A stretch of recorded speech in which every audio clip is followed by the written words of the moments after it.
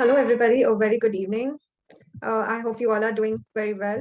I'm Dr. Huma Javeria, welcoming you all to today's webinar and the continuation of Cracking Meat series. Our subject today is oral surgery, and the topic is impaction. Today's webinar is a result of collaboration of Speed Institute and DenSync, and Dr. Sahana is the speaker of the day. She's currently working at Apollo, and she also runs a channel on DenSync and YouTube called Dentist in Making. She has been passionate and gifted with explaining complex concepts in a simple and easy way. She has been on it since her UG days. She used to teach her juniors at college, and now she's teaching. Now her teaching methods and tools are available online to anybody interested all around the globe. The discussion will go on for about an hour, and we shall be discussing the concepts and MCQs which have been asked in the previous years. After which there will be a Q&A session. I would like to welcome Dr. Sahana. Dr. Sahana, the platform is yours. Thank you, Doctor, for your intro. And can we go into the topic? Are you audible? Yes, perfectly. Okay. So can you see the screen share? Yes. Thank you, Doctor.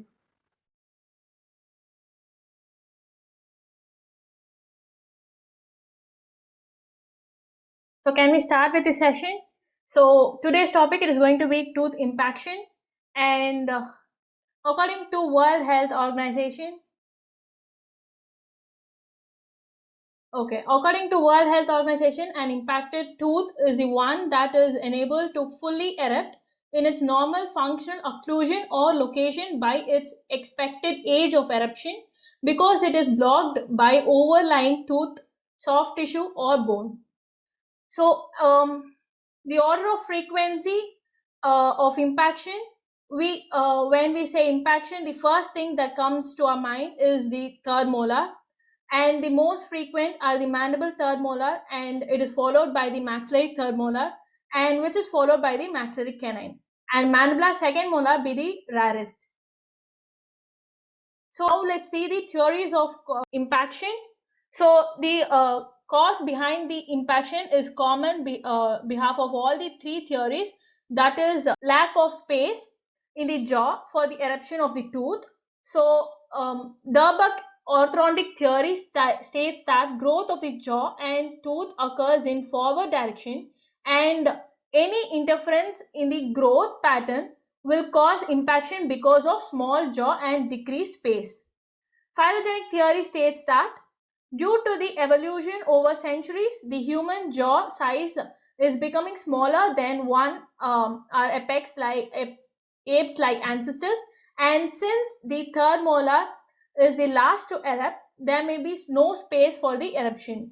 The modern food habits have changed from earlier raw or fibrous diet to cooked or processed food, which does not require forceful mastication, which offers less stimulation of the jaw growth, resulting in impaction. So when it comes to Mendelian theory, here genetic variations and genetics play a major role. If the individual genetically receives a smaller jaw from one of their parents and the larger tooth from the other parent, then the impacted tooth can be seen because of the lack of space. So when it comes to classification of impaction, the writer's Winter's classification, which was given in 1926, he first classified for the impacted molars, where this be the mesioangular impaction, distoangular impaction, and vertical impaction, horizontal impaction, and buccoverted, lingoverted, and the inverted impaction. So when we come to Pell and Gregory classification, which was given in 1933, the class 1, that is relation of the tooth to ramus of the mandible and the second molar, where this be the ramus of the mandible and this be the second molar and this be the third molar which is impacted. And in class 1, the sufficient amount of space for the accommodation of the mesiodistal diameter of the third molar is present. And when it comes to class 2, the space between the ramus of the mandible and the distal surface of the second molar, that is less than the mesial distal diameter of the third molar. So when it comes to class 3, almost the third molars are located within the ramus. So class 1, class 2, class 3 are classified along the horizontal plane, whereas the position A, position B and position C are classified along the vertical plane. So when it comes to position A, the highest portion of the tooth is on the level above the occlusal plane.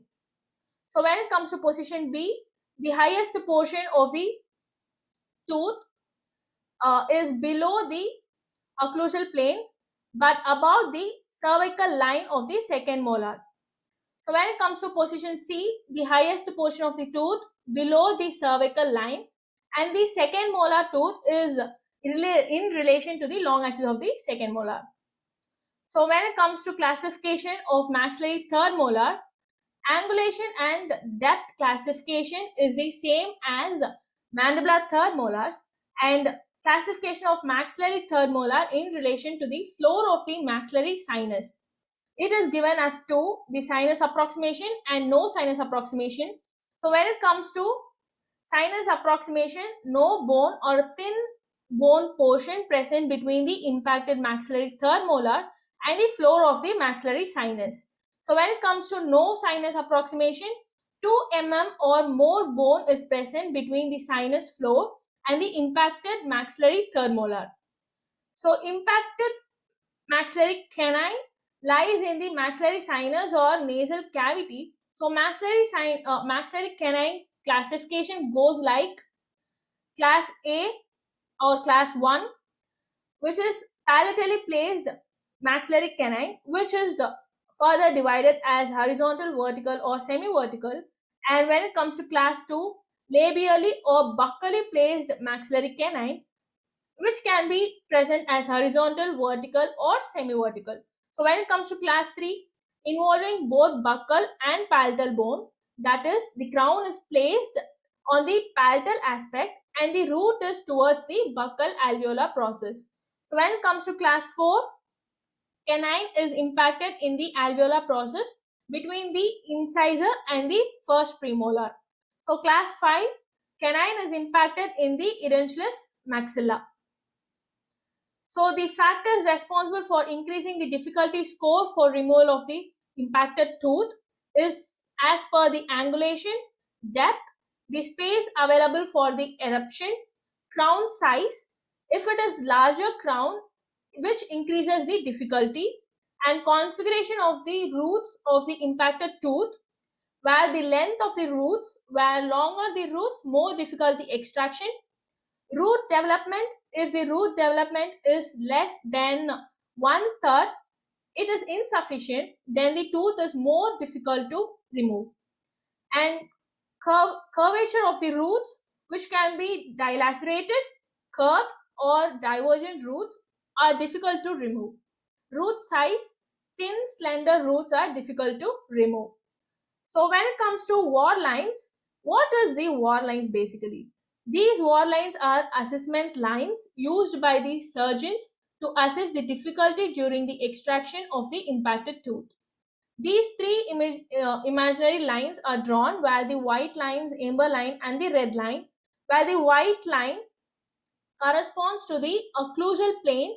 The line is drawn touching the occlusal surface of the first and second molar, and it is extended posteriorly over the third molar region, and it indicates the difference in occlusal plane of second and third molar.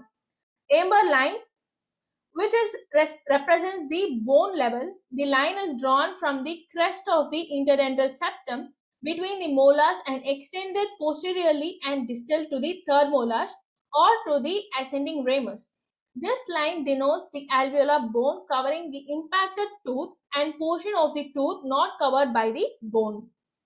Red line is drawn perpendicular from the amber line to an imaginary point of the application of the elevator. It indicates the amount of bone that will have to be removed before elevation, and if the length of the red line is more than 5 mm, then the extraction is difficult. Now we are viewing the Pearson scale that is used for denoting difficulty level during extraction. So the most difficult impaction to be removed is with level 4, that is disto-angular.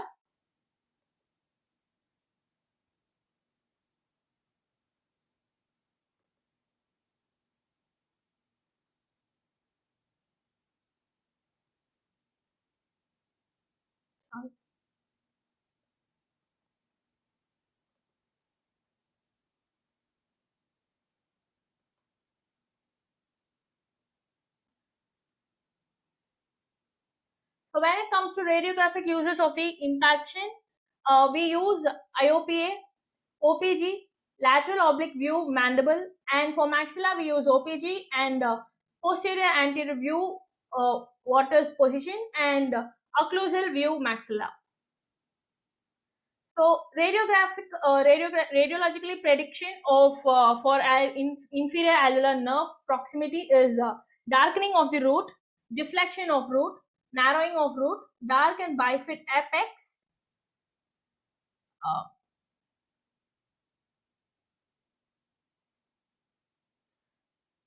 and dark and bifid effects, and related to changes in the canal, diversion of the canal and narrowing of the canal.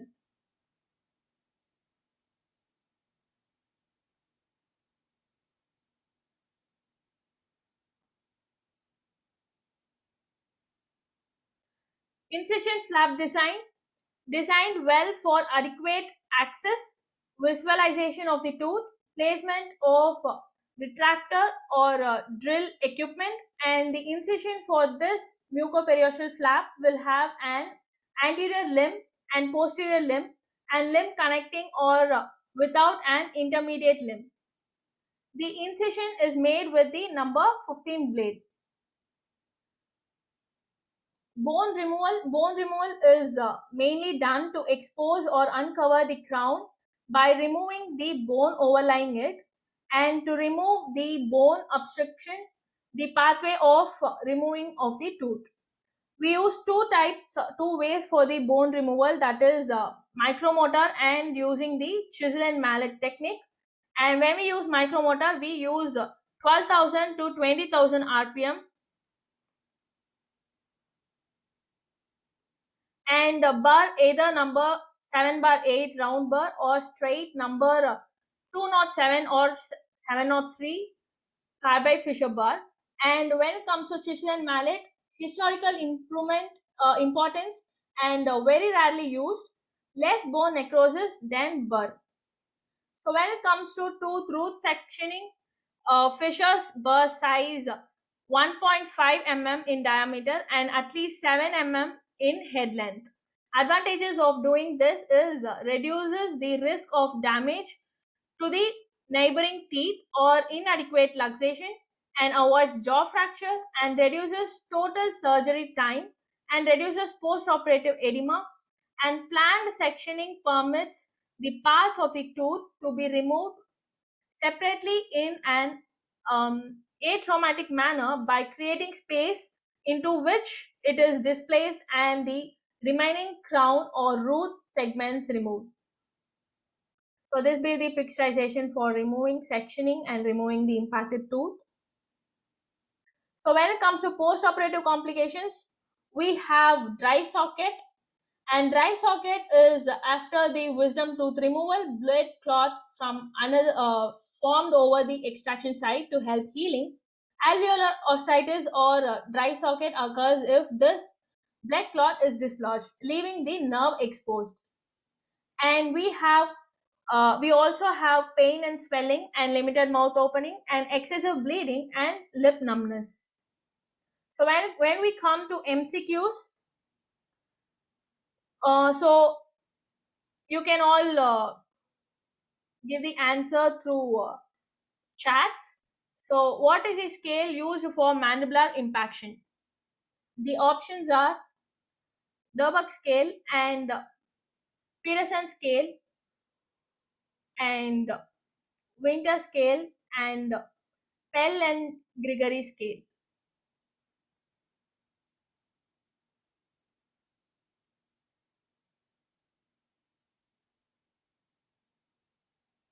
So you can just leave the answers in the chat box.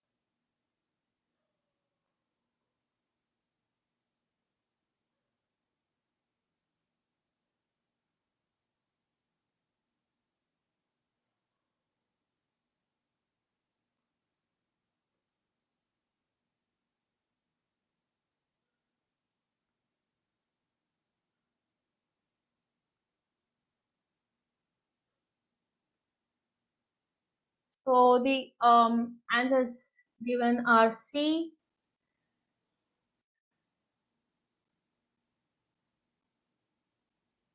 but the answer is Peterson scale, because the other three options are not even a scale for mandibular impaction. So the others are classification and Peterson BD scale, which we use for the difficulty in the mandibular impaction.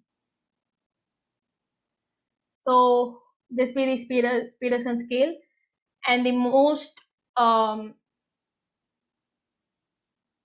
higher score is for distoangular, and the others are minimal. So when it comes to which is toughest impaction, mesio or disto? The options are maxillary mesioangular, maxillary distoangular, mandibular distoangular, and mandibular mesioangular.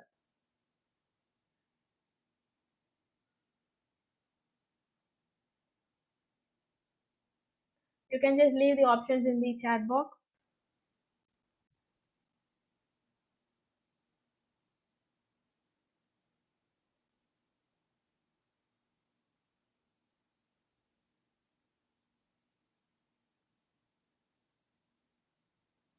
So yes, the answer is mandibular distoangular, and the easier one is the mandibular mesioangular and maxillary distoangular, and the toughest is the mandibular distoangular. And the answer is option D. So vertical impaction leading to which infection common? Which space infection is common when it comes to vertical impaction? And the options are submental space infection, sublingual space infection, submandibular space infection, and pterygomandibular space infection.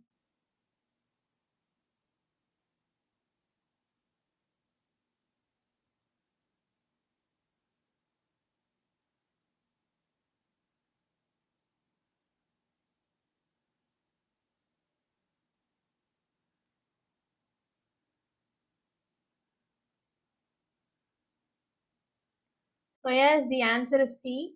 The submandibular space infection is the correct answer. And the common impacted teeth: maxillary third molar, maxillary canine, mandibular third molar, and mandibular second molar.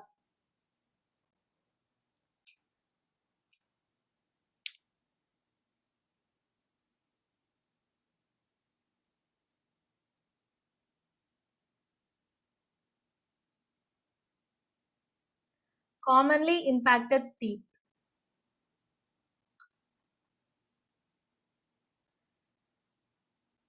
So yes, the option is C, mandibular third molar, and the rarest is the mandibular second molar. And second commonest is the maxillary third molar. But the answer common impacted is the mandibular third molar. So ideal time for removal of impacted third molar: 1/3 of the root completion, 2/3 of the root completion, full root completion, or all of these. Which is the ideal time for removal of the impacted third molar?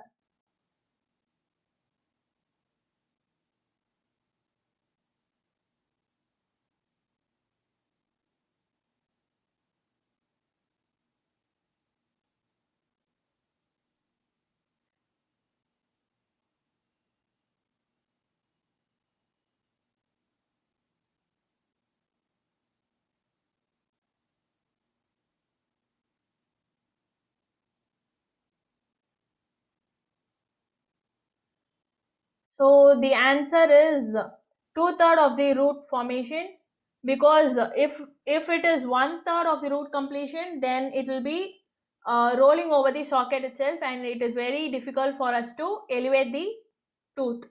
So the ideal time is two-thirds of the root completion. So if it is fully root completed, then there may be any root dilaceration or curvature or something like that, which may be even more difficult for the removal, and it may also compress the inferior nerve also. So the ideal time for extraction is two-thirds of the root completion. So which radiograph is not used for impaction? Bite wing, IOPA, OPG, and none of these. Which radiograph is not used for impaction?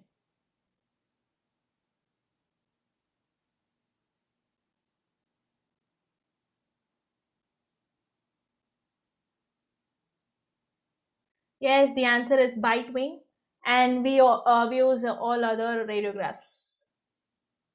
So, if a patient reporting to you at the age of 23 and complains of decreased mouth opening since 4 days, what would you prefer, or this could be due to? What might be the answer for this?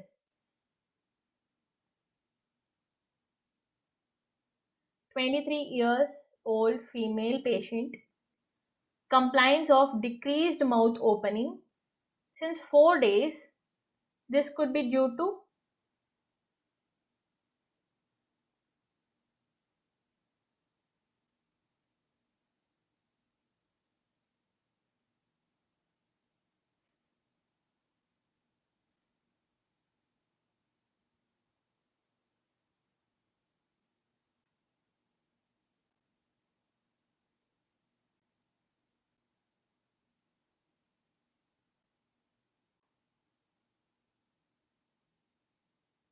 So the answer is impacted third molar, because the ideal time for the eruption of third molar is 18 to 23 years. So most commonly 23 years patients might report with impaction, and TMJ problem may occur, but most probably not at this point of time. So diagnosis is very important, but most probably it will be a impacted third molar. UASA classification predicts.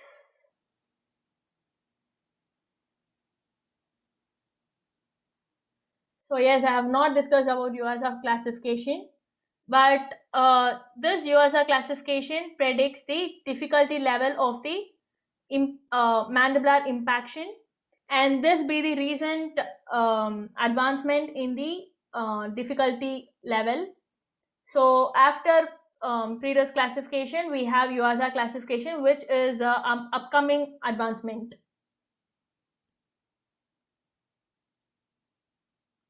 So mandibular third molar appearance in IOPA, how it looks when we see in the radiograph. Mandibular third molar appearance in IOPA.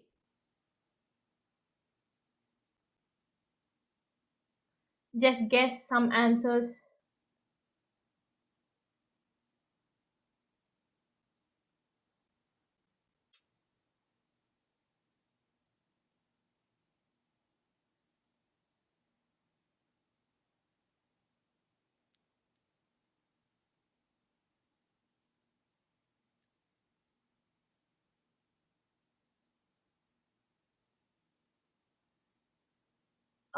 No.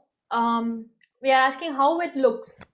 You have given the answers as lingually page or horizontal. So we are not asking that. How it looks when we see in the IOPA. So it looks like bull's eyes. It gives a bull's eyes appearance when we look upon the IOPA.